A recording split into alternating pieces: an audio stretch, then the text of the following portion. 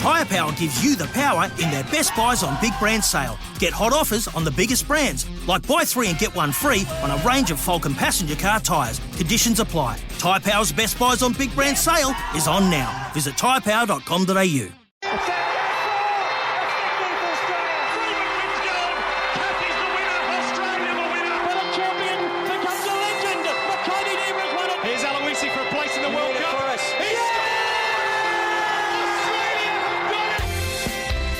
Welcome to This Is Your Sporting Life with Peter Donegan.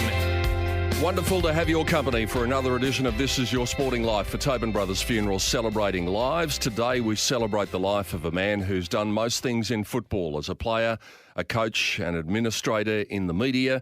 He's done it all. His name is Chris Connolly. Connells, welcome. Thank you, Peter. How are you travelling? Yeah, very good, very good. Of course, in terms of football, I work mainly now in the media, and I've never lost a game. So it's a lot more fun being in the media than coaching or playing at times, let's say. And having had the pleasure of sitting beside you in the commentary box many times, it's something that you're still passionate about, football, isn't it? You love your footy. I do. I do. I love it. I love all aspects of it. And the more you dig into it, the more in love you do fall with it. I mean, it's our game. It's our Indigenous game here in Australia, and you've built so many great relationships and gives you a sense of kind of defining who you become because of the values, behaviours that are around the clubs and people you're involved with. And, yeah, look, I'm forever grateful. And, you know, it's so important, particularly at community clubs in regional areas or metropolitan areas, that they become special places for people to grow and develop. I think one of the memorable times that we had together was when we went to Alice Springs last year. Yeah. And the fact that you were taking me around the place and you'd been there many times before and just showed me a few of the things that go on in Alice Springs. So these areas away from the big cities are something that are the heartbeat of footy in lots of ways. And that was something you impressed on me when we were in the Alice. Yeah, look, it's quite incredible and it does bring everyone together. But from an Indigenous point of view, I mean, the skills that get brought to the table with the our Indigenous representatives, and lucky enough, Liam Jarrett coming from Yuendumu, we spent a fair bit of time there, and just the magical qualities the players have, learning about your own heritage within your own country. And I remember I was at the primary school at Yuendumu and interviewing a few of the young primary school players, and I asked them who their favourite player was, and the teacher came over and said, look, they don't speak English, they speak Warlpiri. So there's lots of learnings. Lucky enough, up north of Western Australia at Cotton Creek, to go there and meet a lot of players who they develop their leadership skills in the community as much as anything, being leaders of the team and competing against one another. But often, and there's lots of debates around the country about forming divisions in football to make the competitions even, and you know, clubs are worried about travelling 50k or 100k or for an hour. Yuendumu will travel 5.5 hours in a bus across dirt road, across the desert to play one game, jump in the bus and come back. So, you know, they love their sport there. We're seeing the gifts they bring to our game. And not only the places you go to in the outback, but all around the country. And luckily, when I played in the 80s, you know, we were starting to make our way into the international stage. So you've been able to do a lot of trips to China and Canada and England and all of these places to see our game grow. People wouldn't know, Peter, most cities in the world have an Australian rules football team. It's quite incredible. Last trip to China, the Beijing Bombers and the Tianjin Demons and the Shanghai Tigers and the Hong Kong Dragons. They've all got teams. They're all competing all around the world. Do you think it's a game that will be exported? Because we've tried to export it and it hasn't quite taken off internationally. Do you think we should be satisfied with the fact that we've got the Indigenous game and it's so big here, or does it need to go to other parts of the world? Look, the horses bolted around the world, so they certainly need to be fostered, but I think it's going to be our game, our Indigenous game. So the big challenge for Australian rules football is to dominate the East Coast. 60% of our population live between Sydney and Brisbane. We haven't got a strong footprint there. That's why the investment from the AFL with the Suns and the Giants. There's been a lot of people working in the community full-time for the AFL for quite a long time there. And it's slowly growing, but we need to be our Indigenous game in our country and take over the whole country. I think that's where the energy needs to go, and the AFL have certainly led for the front in that part. If the Giants are to win the flag this year, and they look as though they're a very good chance of doing that, what will that do to that footprint you were talking about? Oh, look, I think it's more the undercurrent, what's being done with the community clubs. how they're being supported, committees, volunteer committees supporting community clubs, creating environments for young players coming through Auskick. I think that's where the real energy has to be placed. And whilst, the GWS Giants and Sydney have done a great job putting it, at the kind of front of the paper rather than 8 pages in, there's still a lot of work to be done there, but it's certainly not going to hurt. I think the main thing with the Giants and the Sydney Swans is the rivalry. And I think people in Melbourne don't understand the rivalry comes with 2-team towns. So obviously I coach Fremantle West Coast, Adelaide, Port Adelaide. What happens when you live in those states, all of your extended family, 40% barrack for one team, 50% for the other, which is usually the bigger club like Adelaide or West Coast, and 10% are kind of swinging. Everyone doesn't like them. But when you lead into a derby or a showdown, you probably got 20 cases of Crown Lagers on the game with your cousins, your work colleagues, your mates, and it's and you're chipping away all the time. So I'll give you an example. In Perth, Fremantle had that terrific win against North Melbourne. The Fremantle supporters are tweeting out to their West Coast people, the type of character Fremantle's got. Of course, West Coast get knocked off, while the Fremantle people are just on the front foot saying they're pretenders and they're weak. And this great rivalry and energy, which it is, just has this incredible tidal wave moving into our game. And we need to be respectful of that. And I've always said, and this on our shows we've done, we've got to take our grand final around the country. We can't just keep it here in Melbourne. And people are entitled to get that because it becomes a big event for that state. Now, Western Australia are going to open up a new stadium which can cater for it. People say, you won't get as big a crowd as at the MCG, but there's 14,500 MCC members, there's AFL members, there's a lot. I just think we've got to be all in it together to make sure, and I'll leave you with this one, Peter, we've got to beat soccer. We've got to beat soccer. That's the battle. That's where the fight's going to be the dominant football code in this country. As you said, we've had this discussion many times about whether the grand final can take place on the other side of the country. Do you think we'll see it in our lifetime? Realistically, do you think we'll see it in our lifetime? Absolutely. And I was lucky enough to be coached by Ron Barassi. And if the one thing that Ron Barassi taught me, and people love Ron who's been coached by him, is that whatever's not right can't stay. And I remember, when you talk to Barassi, he always had that kind of looking outside the square, and we used to talk about the world. And people mightn't believe this, but we used to play chess together. And when we went on trips away, so went to America on one trip, I'd room with him. So we had quite a strong relationship, but he always spoke about whatever's not right won't last. And we always referred to the wall in Berlin, which eventually came down and no one kind of thought that was going to happen. I just think it's the right thing to engage the whole country. And we see events moving around now. So we'll see the Hall of Fame was in Adelaide recently. The national draft will go. It's been in Queensland and New South Wales.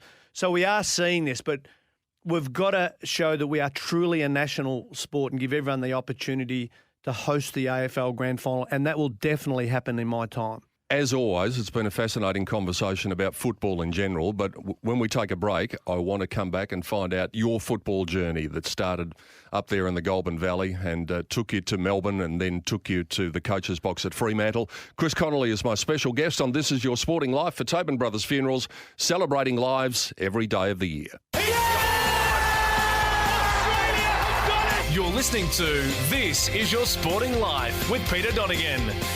Delighted to have Chris Connolly as my special guest on This Is Your Sporting Life this week, brought to you by Tobin Brothers Funerals, celebrating lives. Connells, tell us where it all began in the Goulburn Valley. Well, it didn't begin there, Peter. Oh, really? I had the sheepdog education, and I'll just have to go back a few steps before I was born. So my dad grew up in Benalla, played in the seniors for Benalla in the Ovens of Murray at 15, eventually went to the Western Bulldogs, the Footscray Football Club. And in fact, the Ted Whitten statue, you'll see Dad and Mum's name as one of the donors to the, he loved Ted Whitten. He was coached by Ted Whitten and was great mates with Donnie Whitten and John Schultz and Ray Walker. But eventually Dad moved back to the country. Back in those days, you could earn a living coaching the footy club within a town. Fred Fanning kicked 18 goals and went up to Hamilton, and Bobby Rose went to Wang, and so Dad moved back to Sheffield United, but eventually we ended up in the Riverina, so at Ardlethan, just near Temora. And Ardlethan Stars, and it was a tin mining town, and Dad was the coach, and it was the hub of the whole town, and I was born there. I was born in Temora. Ardlethan was a little tin mining town, and that team had John Kelly, Paul Kelly's dad, Yeah. great family friends of ours. Greg Smith, Terry Thripp, a fair few AFL guys came out of that little small mining town, which was very interesting. So then Dad's mum was ill in Benalla with cancer. He moved back to Nathalia and coached Nathalia, the Purples there, and then bought a business in Shepparton. And, that's where I kind of started playing junior football in Shepparton. But Dad was also involved at Waiai Footy Club. In fact, Waiai was a dairy farming community just outside Nathalia, and it's where Anthony Stevens comes from. And Dad used to have training at 2:00 because the dairy farmers would train would milk in the morning and milk at night.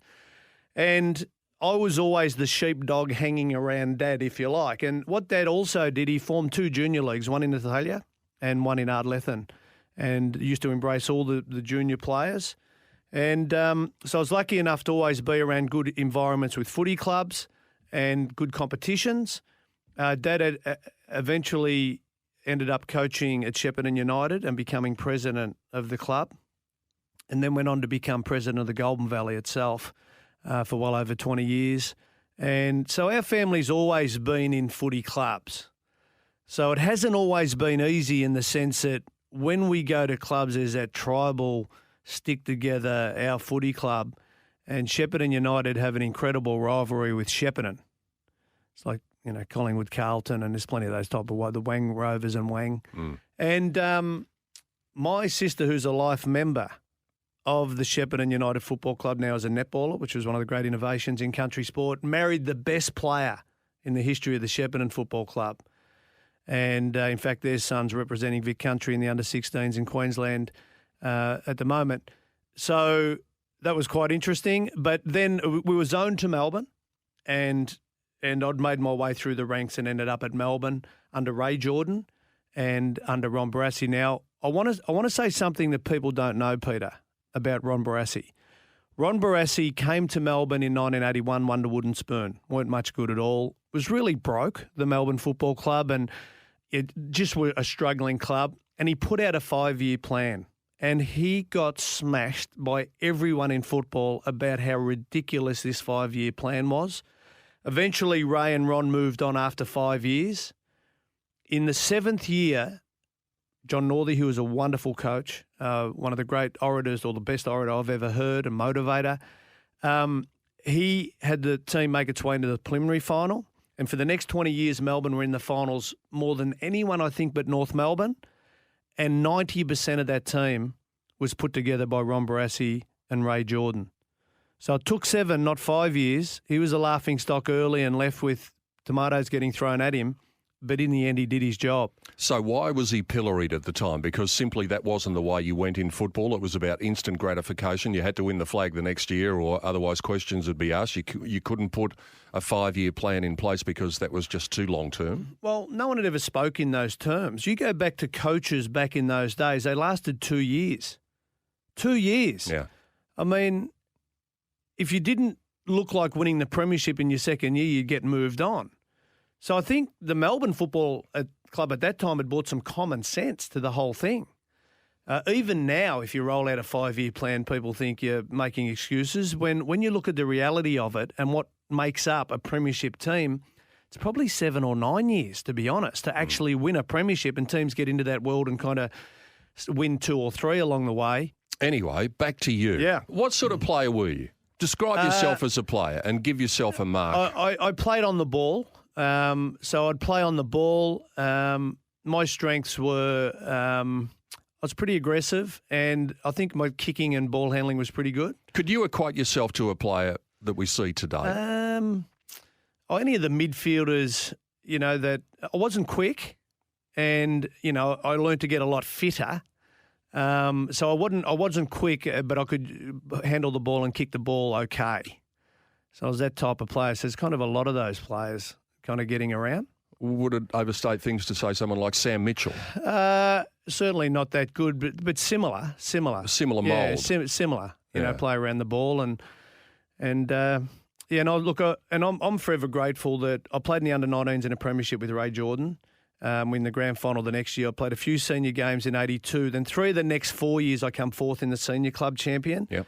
And then in 87, I had a significant knee injury, which I still can't bend my knee properly now, and the technology's changed. And then I battled back and played a few games and ended up retiring early. So I got into coaching very early. So I retired, I was about 27 when I retired and went to coaching. I just physically didn't hold up. And people say, do you have regrets? Well, it was out of my control, and I was lucky enough to have played some AFL football. Yeah. You have a lot of young people that have an injury back in, particularly in those days when the technology to fix injuries wasn't good, never got a chance to play AFL at all. And I helped out at Melbourne for a year in 91, and then the under-19s changed. So the under-19s were gone, and these new hubs were established as elite coaching pathways, and I was coaching the Eastern Rangers with Tony Elshaw, who was the general manager, one of the great football people in AFL. And you know what? He should have been an AFL coach, Tony Elshaw. He had all the skills to be an AFL coach and just didn't get the opportunity. And coached there for 4 years. And that was pivotal to be given that opportunity. And when they handed out, there were 6 metropolitan teams to start, and it was Ray Jordan, Keith Burns, some of the great junior coaches, Merv Kane, and then they gave out a few positions to younger coaches like Peter Russo, myself, and I was lucky.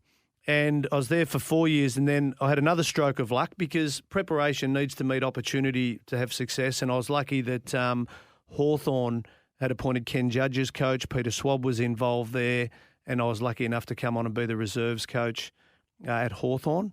And Hawthorn were going through a significant rebuild that John Hook, Ken Judge, Peter Swab played a significant part in. George Stone was involved there, John Turnbull. And it went through a turning over of the whole list. Now, there was a transition of superstar players out. Some of the best players I'd ever seen, Darren Pritchard, John Platt and Chris Langford. The list goes on from that successful Hawthorn era to a new group coming through. And Ken eventually went to West Coast. Peter took over the team, hit the post in a preliminary final, could have made the grand final. But I think that created the foundation for the next wave to build on with Al Clarkson. Shane Crawford was an absolute superstar at that time. And it's almost the best time I had in football at Hawthorn for 6 years. It just had a wonderful group of people on and off the field, really competitive, and really were always the underdog and winning often. And, you know, and look, people ask me who's the greatest player. Paul Salmon was a super player at that time, but Jason Dunstall, he's the best player I've ever been involved with. He was an incredible player. I reckon Ben Dixon would probably have a special place in your heart, though. He does. For one moment. When I took over at Hawthorn in 1996, or came the reserves, and was on I thought Ben Dixon was the worst player on the list. And I always believe when you coach, you know, there's 3 stages of learning, but the first stage is to understand where you're at. And then you can set goals, an action plan, practice to get better. And I just put the cards on the table. And he ended up one of no one works harder or commits himself as much as Ben Dixon to their game. Some could equal, but none would, you know. So he's played 250 games, become a great goal kicker, were great mates. It was incredible the way he grew. I mean, that's why I say never write anyone off, because they'll often surprise you. But, of course, you're referring to the incredible day. It was a Sunday. And this was significant in my coaching career because Peter Swab rang up. We had a big game against Carlton. We were competing for top 4 position. He said, look, we've got one out. And I said, who's that? He said, me. I said, well, you know, obviously what's going on, you know? So he had a heart condition. He had to go into hospital. Now, David Parkin, and I was lucky to have worked with David also, was the football manager. Now, obviously the easy thing is this is a big game for Hawthorn, is to give the reins to David Parkin. But David insisted with John Hook and Peter Swab that I take on the responsibility of being the senior coach. We also had Gary Buckenara, Calvin Moore, some really special people and assistant coaches around the club. And I coached on that day. And, you know, when the siren went, we weren't winning. But Ben Dixon had marked the ball 30 metres out and kicked a goal from a difficult distance in a big game for our club, you know, to build on, to have an opportunity to play in a grand final, win a premiership. And it was just incredible. And then we had a function over at Hisense. Ian Dicker had taken over the club and just created this incredible momentum. I should have a statue of Ian Dicker at Hawthorn, the way he got the club going. But I was walking across the bridge near the tennis centre, and I stopped on the bridge, and I just thought, I can't believe I've coached an AFL game. I mean, that's when the penny dropped a bit, because there's the business of footy and the romance to footy. And sometimes you miss that. But that was a romantic moment, if you like. All right, we've almost got to the stage where, you're coaching AFL footy. When we come back on the other side of the break, not just a one-game career of coaching, though. It became across the other side of the country. The Fremantle Dockers coach was Chris Connolly, and we'll talk about that when we come back on the other side of this break. This is your Sporting Life for Tobin Brothers Funerals, serving families across Victoria for more than 80 years. Back with more with Connells after the break. You're listening to This Is Your Sporting Life with Peter Donegan. Hope you're enjoying what is a fascinating chat with Chris Connolly. Connells, we talked about the fact that you were in the coach's box for one game at Hawthorn. Then Fremantle was the next club. Was it always going to be Fremantle, or was there a possibility it could have been someone else?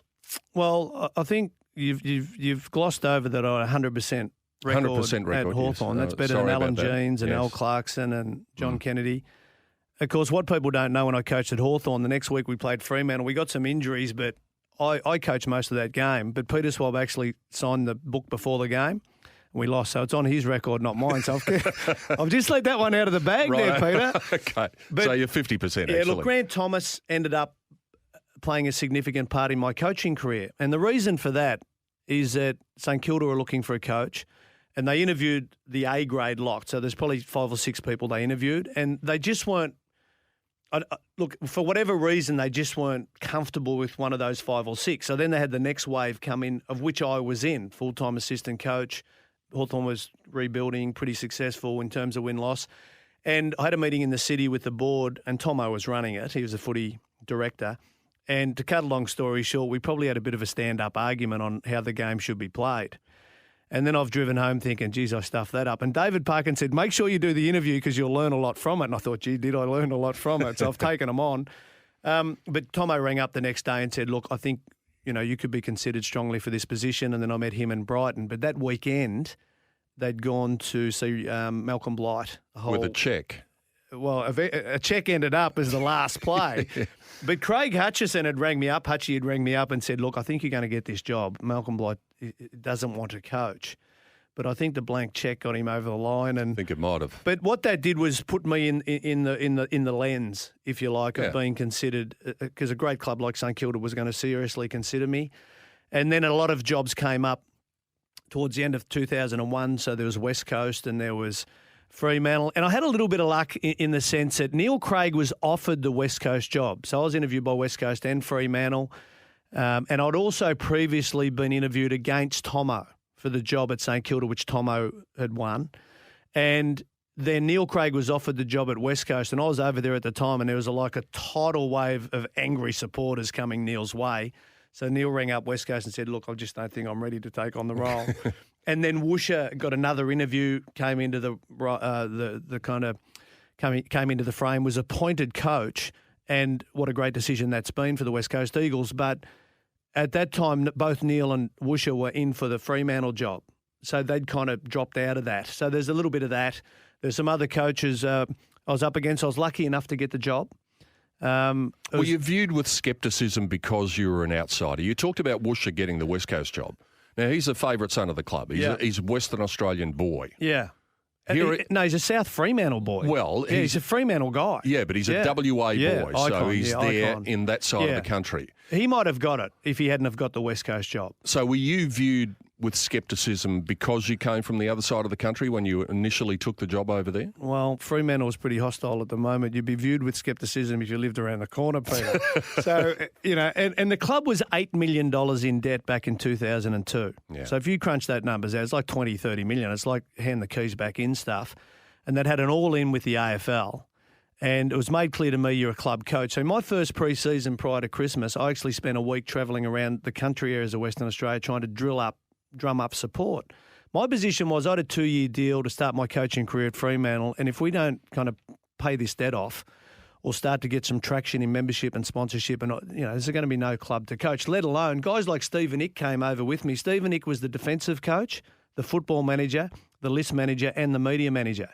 Adam Larkin came with me. He was the only full-time fitness guy, and the players were full-time, athletes at the club. So it was exciting and tough times at the same time. We had this paperclip theory. Rickard had taken over as the president, and, we save every paperclip. We had people bringing in coffee, thinking that there's no coffee or tea for the staff, and everyone worked really hard. But the key players at the end of the day were the players. They were really worked hard.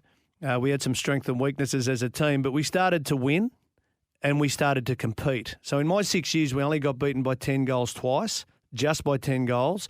And that was on the road. So I was pretty keen on us really being competitive. The other things that happened at that time, we travelled on the road. Our first year, we didn't look like winning on the road. And Eddie Jones, who's the great rugby coach now doing England, I spent a lot of time with him. He'd had great success with the Canberra rugby team. And we changed everything. And we started to win a lot on the road the next couple of years and be very competitive. And we didn't, and everyone laughed at our strategic plan, business plan, football, administration. But within 2 years, we'd ticked off most of the boxes and started to have an incredible momentum as a club. So that was very exciting times. And you got close to going all the way. Well, in the end, in my 5th year, we made the preliminary final, and it was tough times in Perth in terms of there was a lot of poor behaviour going on by West Coast players off the field, and that was being covered up a little bit. And how scared were you that was going to infiltrate from Well, their there's a club lot of to focus yours? on shifting the focus off West Coast by people in the media, I believe, that to focus on Fremantle. So any issue was kind of a molehill made into a mountain. So we really circled the wagons and really stuck together. The other thing at that time, Sydney, who ended up knocking us out in the preliminary final, they were getting $1 million extra in their salary cap, which was significant back in those days. But the cost of living in Perth was more than Sydney. Yeah. Of course, we approached the AFL with this type of thing, but they weren't going to give us a free ride. But look, it was a very exciting time at Fremantle. We had to embrace our people. We were the first club, Fremantle Football Club, to stay on the ground, meet in the middle, and go out and embrace our fans. And the first time I did, I said to Peter Bell, we'll stay out, who was the captain, great captain, circle, everyone comes into the middle and spread out in a wagon wheel and clap and thank our supporters for coming to the game, because we need them to come to the game, Peter. Early days, I was looking at attendances. I mean, we were bordering on having all sorts of financial issues. And we were doing a lot of work to try and get some traction on that front in terms of the support. St Kilda would knocked off St Kilda by a point. A guy called Ben Cunningham kicked a goal late in the game. And we did that, but St Kilda was still on the field. And it was like seriously disrespectful at that point in time. Of course, the whole mentality's changed now. And so we waited till the opposition got off the ground. We'd get together and we'd go and embrace the our fans and that type of thing. And no one did it, and we had to. It wasn't like – it was a great idea, but it was like the bottom teams are often the more innovative because they've got nothing to lose if they do it. They're really struggling. Of course, within 2 years, it was like a circus after the game, people giving out scarves and footballs and signing autographs and high-fiving. And I remember – I never forget Port Adelaide won the preliminary final to play in the grand final. They won the premiership against Brisbane. And after that game in Adelaide, they really embraced it. And I just thought – we've just flipped this thing, and everyone's winning because of it. So, there was some significant things on that front that happened, and, we got knocked off in a preliminary final. We played at a ground that we'd never played at, and the boys had a real go but weren't good enough, and, of course, Ruzzi's team went on and won the premiership. Now, you talked about a game against St Kilda. It just reminded me of something. Recently, we had a draw down at Launceston between the Giants and Hawthorn. And they didn't quite hear the siren very well. Is that right? Yeah. So that would have brought back some memories for you, wouldn't it? I was there that day. I was there the silent siren day. I didn't hear the siren. What did you say when you went on the ground? Well, we got a countdown clock in the box. It's counted down to 0. I turned to the assistants and said, well done, boys. We it's everything, that 2 hours, and we won. It was a significant game. St Kilda and us were vying for top 4 position. And I looked up and the game's still going. And the immediate thing I thought was to storm onto the ground, get a lot of publicity, traction around it, and then you've got some hope of the AFL looking at it seriously. I mean, back in those days, that's just how it operated. Adrian Anderson rang up Cameron Swabb and said, you're a bit stiff. Bit stiff? We're in front when the siren went. And, of course, it played out. And in the end, the AFL really showed great leadership by making the right decision because it was the fairest decision. But for St Kilda and Tomo, they end up coming outside the top 4. Now, if they'd got some points on the back of that game, they might have been in the top 4. They sat outside the top 4. Melbourne knocked them off in an elimination final, and Grant Thomas got sacked. So there's a lot at stake. But that was extraordinary the way it got played out. And I think from a Fremantle administration point of view, of which I'm not involved in, so it was Rick Hart and Cameron Swab and Steve Rossich, who's now the CEO, and the board at the time, it was kind of a mark on our maturity as a club, our kind of ability to... It was a crisis at the time in the sense of the national coverage, but I thought we handled it really well, and at the end of the day got the 4 points and moved on. You didn't answer my question. What was it?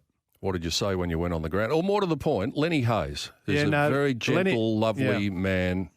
What did he say to you? He had a crack. And he said some things that were pretty aggressive, which I responded in an aggressive manner. Yes. Heath Black grabbed me and Lenny got grabbed. And not that we were going to do anything, but it probably wasn't a good situation. I mean, I was out there to make it known that this is not acceptable and it needs to get attention. So that's how I was thinking. You know, rightly or wrongly. People say, would you have done it any differently? Well, mate, I don't think I would have because the AFL would react to things on the front of the paper back in those days. If it wasn't anyone cared about, it would just move on because there's a lot going on. So that was my thoughts, We'll take our final break, and when we'll come back, we'll find out what you've been up to recently, because you have got a project which is really interesting in football, and also a few other things to talk about when we come back in our final segment with Chris Connolly. For Tobin Brothers Funeral, celebrating lives, this is your sporting life. 23 chapels across Victoria and online at tobinbrothers.com.au. Our final segment with Connells after the break. You're listening to This Is Your Sporting Life with Peter Donegan. Our final segment in what has been a fascinating chat with Chris Connolly. Connells, at Melbourne. Yep. The issue of tanking reared its ugly head. Did Melbourne tank or not? They did not. What makes you say that? Because it was generally accepted amongst the footy community that everybody was doing it. No, it's accepted by the footy community that we should have been doing it. Yeah. That's why it's difficult to talk about. Well, you should have been. Well, we weren't. Tell me why you didn't. Why is this perception there that you did, and you are very strong, and I know we've spoken about this before, you didn't do it, there was no tanking because the players representing the club on the field were trying to win their position and win the game 100%. Was that the same in the coach's box? Yes, of course it was. The players taking the field were set up to play at 100% capacity.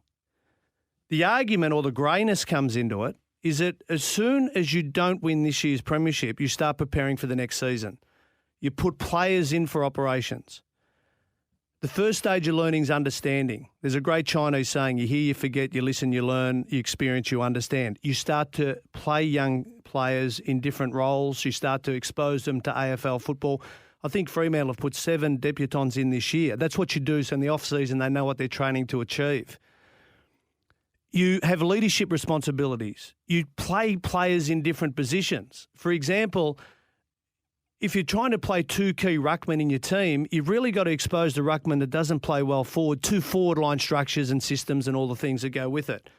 Now, you can say that could reduce your chances of winning, but it's not reducing your chances of winning a premiership. So in the coach's box, we're trying to win. We're trying to win by developing players. We're trying to win by developing system and structure. We're trying to win by making sure we're setting up to have a great pre-season. So it depends your interpretation of that. Ross Lyon doesn't take players on the road. That's why they got this bye now. He's trying to win a premiership. There'll be a time, Al Clarkson spoke about it this year, Peter. He said, look, we'll start putting players away if we don't look like winning the premiership, because he's trying to win the premiership next year. And then you say, are you trying to win in the coach's box? Yeah, well, yeah, we are. But we're trying to win in the coach's box, to win on the scoreboard, to win in each position, to win with the team, to one day win a premiership. Jim Steins and Dean Bailey have made it clear that they had no conversations about tanking games. So now, unfortunately, they're not here to defend themselves. Yeah. I never went to match committee because I was more of the club, football manager, if you like. We're $5 million in debt. We're trying to get the place up and about. So it just really depends your interpretation of that. I mean, even in a simple game this week, Peter, if Todd Goldstein not playing in the ruck 100% of the time, is that a form of tanking? Well, of course it's not. They're trying to expose other ruckmen to other roles, Magic Dawn. They're trying to get Todd to play forward. He nearly won the game from recently. So it's a really difficult situation. Now, the AFL had done an 8.5-month investigation into Melbourne. Now, if they'd found facts on it, just put them on the table. I mean, we were told it was going to go for 3 weeks, this investigation. Then they come out with, well, Chris was having conversations along the lines of what I've just said. Sell hope to the supporters, try, experiment, do all the things. Doesn't matter where we end up on the ladder. We've got to sort our stuff out for next year. Then I got suspended for having conversations not in the best interest of the AFL. Now, when I used to do segments with you could actually debate that I should have been suspended on a weekly basis because I'm not sure a lot of the conversations we had were in the best interest of the AFL. And to be honest, Dean was suspended for the same thing. Yeah. But at the end of the day, you can't be half pregnant. He was the coach of the team. I mean, you either did or you didn't. Black and white, surely. But, of course, once that decision was made by the AFL, my position was to make it go away. It had gone on for 8.5 months. Try and build a club when you're under investigation for 8.5 months and all the tomatoes that people around the media are throwing at the club. It's hard to get sponsorship, get traction and confidence. So I went away, extended my contract for 12. I said, look, I'll take the hit. This thing will go away.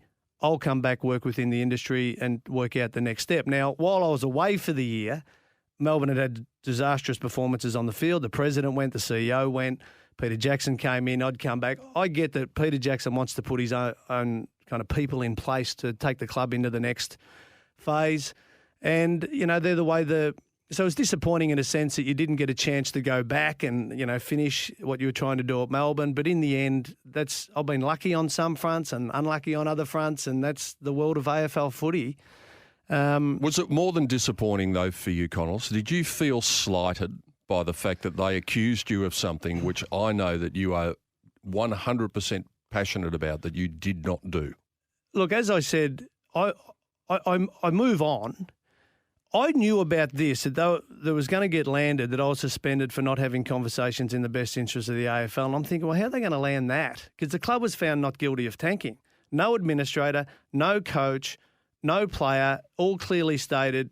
There was no evidence of tanking, but this thing about not having conversations in the best interest of the AFL. So, and I'm not sure if you saw the press conferences back then. It was a bit kind of messy, but that's how it landed. And the one thing I knew with my experience at the time, there's no point taking the AFL on this. I mean, James Hird would have got advice, as I did, about that.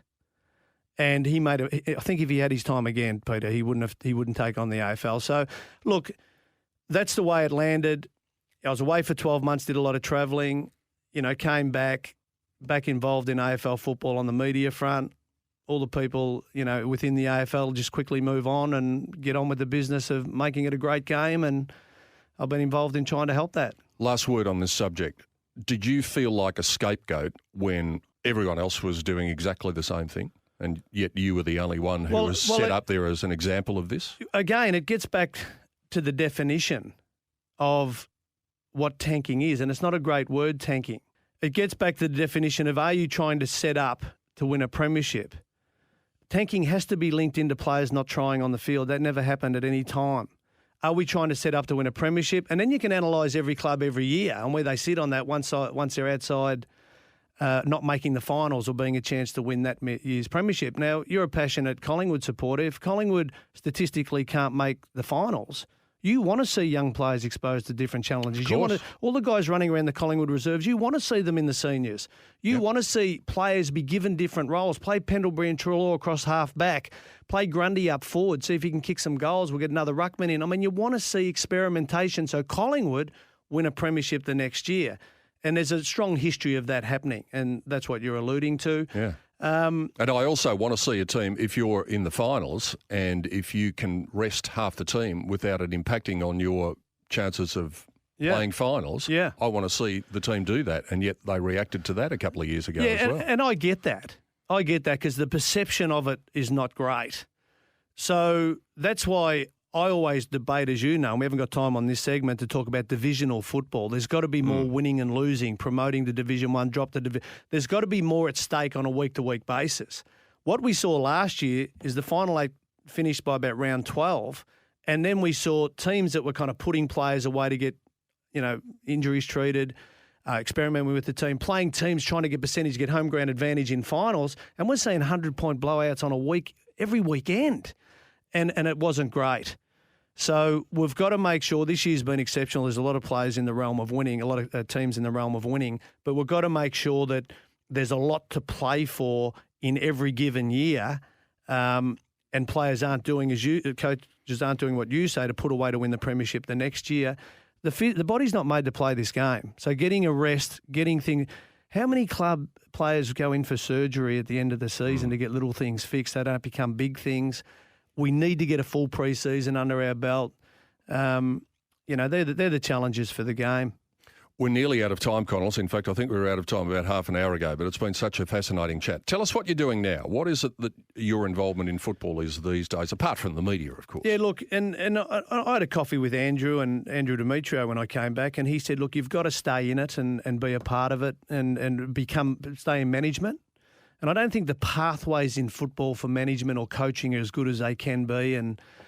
But at the time, I travelled a bit, and I thought I need to set up a business I can have for 25 years, ideally in community, an income stream, but also give me flexibility to do a lot of other things in life I haven't done, like travelling.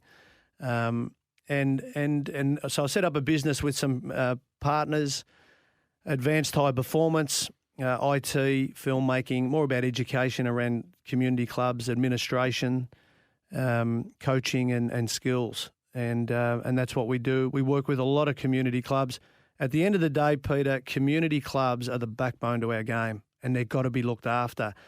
And I know there's a debate on the cricket front, but I just hope that on the AFL front, there's enough money in the AFL to make sure we continue to grow clubs at community level so we can continue to strengthen our game nationally and produce the great players and great administrators and people and fans that we've been doing forever and a day. It's been a fascinating chat. It always is when we sit down and have a chat. Sometimes we don't agree on everything, no. But that's good because you get differing opinions on things. Yeah. I wish you and Penny well with your travels later in the year. Thanks, Peter. And who knows, we might even see a book one day of Chris Connolly's famous photographs because that's something you're passionate about too, isn't it? I am. I love it. I love it. Safe travels. Thank you. Thanks for coming in. Thanks, Peter. Chris Connolly joining us on This Is Your Sporting Life for Tobin Brothers Funeral, celebrating lives. Hope you enjoyed the chat, and we'll have another one next week, same time here on 11:16 SEN, Melbourne's home of sport.